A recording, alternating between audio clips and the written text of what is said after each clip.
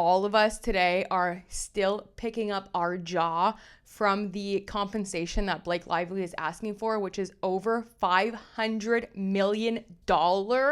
It's her second amended, so it's her third initial disclosure. Is filed on September 30th, 2025. Not only is there tons of people in there, including her not best friend Tay Swizzy, which I also have something to say about that, but it has also the compensation that she's asking for, which is well over $500 million. And I've been kind of thinking about that, for all day, being like, dang, $500 million. She wants more than $500 million. She wants more than $500 million. And I'm thinking, who gets to decide this? The jury. The jury gets to decide this. And I don't know 12 of my peers that would award Blake Lively $500 million. I could just imagine being in that courtroom and even just asking Blake questions like why do you think you deserve $500 million? Like, when I think about it, I'm like, okay, because you say that a director lingered too long on a kiss. Have you done kissing scenes before? When is the appropriate time to stop acting? Oh, when the director calls cut. So your director was in the scene with you, Justin Baldoni. So there must have been a first and second assistant director calling the shots. Therefore, when they say cut is when you cut. So Justin Baldoni, while he's in the scene, doesn't call action and cut. He has a first assistant director to do that. Therefore, the lingering on the kiss that you say happened wasn't called by Justin Baldoni. It was the first AD. Then I think, okay, so you also want $500 million because you had to slow dance and be in love or act like you were in love with your love interest in the movie? And you think because you did too many takes of that dance montage, because he wanted to do a takes where you weren't talking and you couldn't stop talking, that you had to probably do it more times because you weren't taking direction as an actor? Okay. Oh, I'm so sorry that you had to slow dance with the defendant, Justin Baldoni. $500 million. Okay. Then also you want $500 million because you say that you were shown pornography on set, but in the moment of being shown pornography, literally within that second, you were told, which you acknowledge in your CRD complaint, that it was a home birthing video. So in that moment, you knew that it wasn't pornography, and yet still you characterized it as pornography. So maybe you were just more embarrassed of your reaction to what he was showing you versus what you could have actually been seeing. And also, was the showing of this home video not a creative discussion in which your character, Lily Bloom, is giving birth? Don't most actors do research and watch other performances and or real life things? Like maybe if you were to do a birthing scene or a woman in labor, you would then study and watch videos of other women doing the same thing. Okay, but really in that moment, you knew for sure that it wasn't pornography because that was cleared up right away, but then you still characterized it as such. Can you explain that? Oh, okay. And then you also want $500 million because you say that during that birthing scene, you were nude and it was a close set, and Steve Sauritz was there because you were going to have your legs up in stirrups. But we have evidence that Steve Sauritz wasn't actually there during that scene, as well as there is video proof and other actors and all of the people, the crew on set, saying that you were actually in black briefs and you had a robe over you. And then in scenes with the close-up, in your own CRD, you say that you're covered by a piece of fabric, and that fabric is what most actors wear in scenes like that.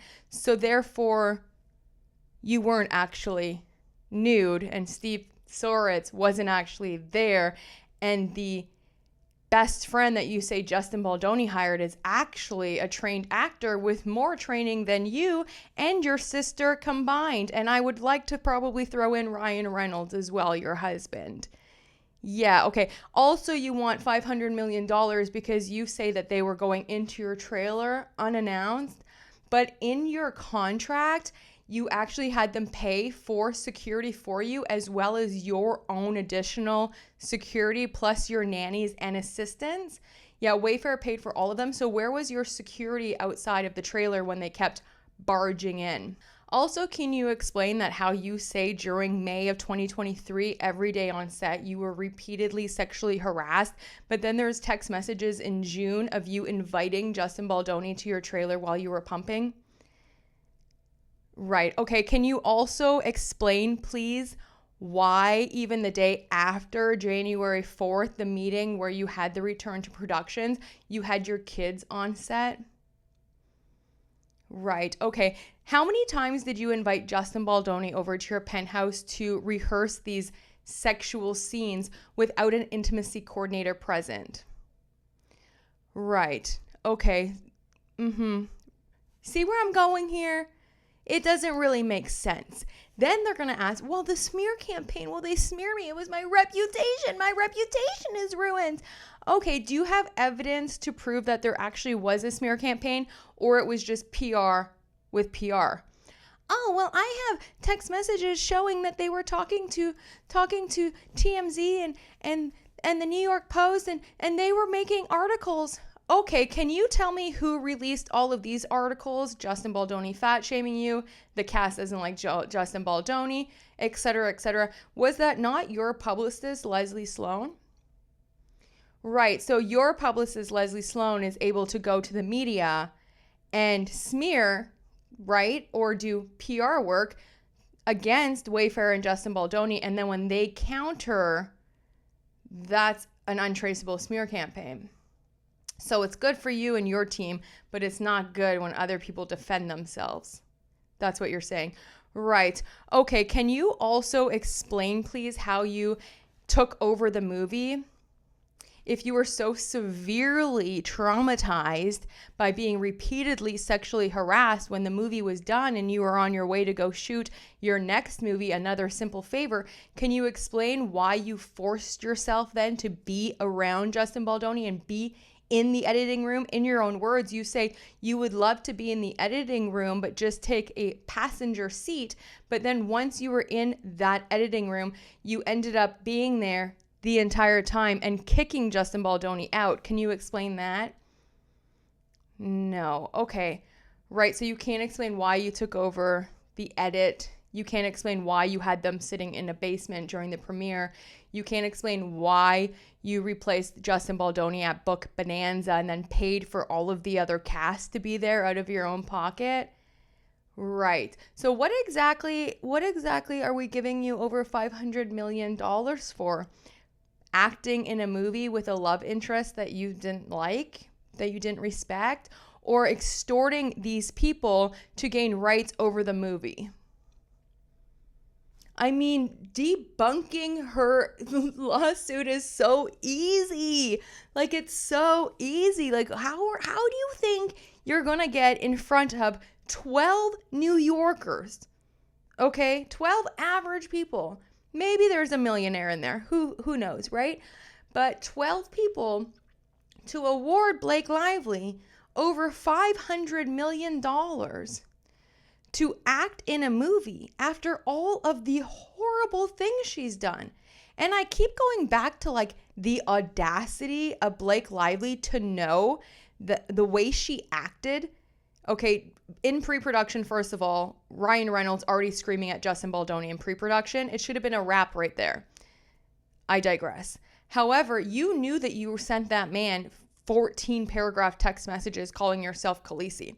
You knew that you sent that man text messages saying, you bite with no teeth. You want to see me rehearse it for you in person, XX, whatever it is. You know that you had women on the set fired that you didn't mesh with. You know that you had the original composers replaced with your husband, Ryan Reynolds, Deadpool and Wolverine composers, when he was pretty much almost done the original score. You know all of the things that you did and all of the text messages that you sent and everything that was done.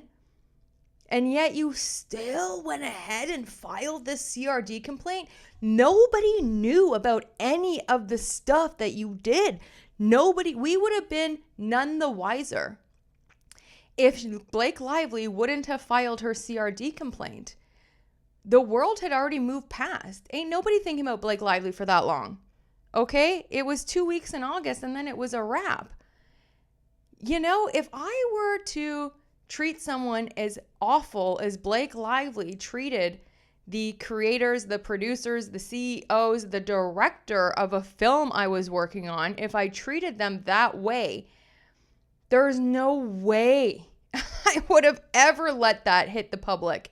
Ever. I mean, the audacity to me is just so crazy. And now to know that she's asking for over $500 million when your literal behavior caused you to get the bad PR, you know, and if Wayfair was doing, you know, boosting or amplifying pro Justin post and then amplifying negative Blake Lively post, none of it was a lie. All of the media that was coming out was about Blake Lively's past interviews and then the PR that she was doing for It Ends With Us, the absolute tone deaf, completely out to lunch PR. So it's like, it's not like they went and they were spreading all these lies and misinformation and crap about you. And if they wanted to smear you, they would have been leaking those text messages and those emails. They would have been leaking about how you missed the first day of set. They would have been leaking about how you stalled set many times and then we're at Taylor Swift's concerts.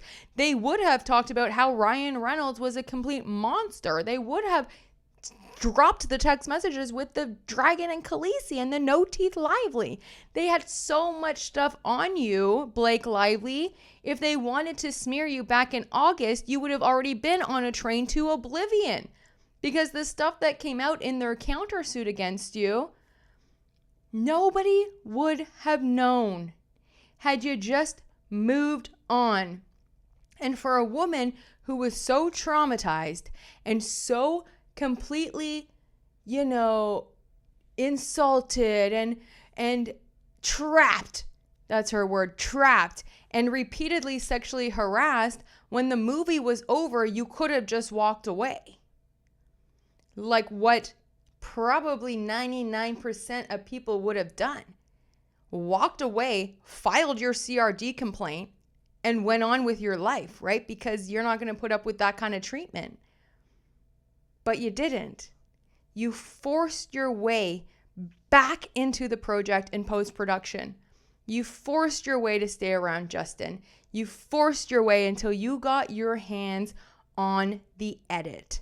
And until you got everything that you wanted.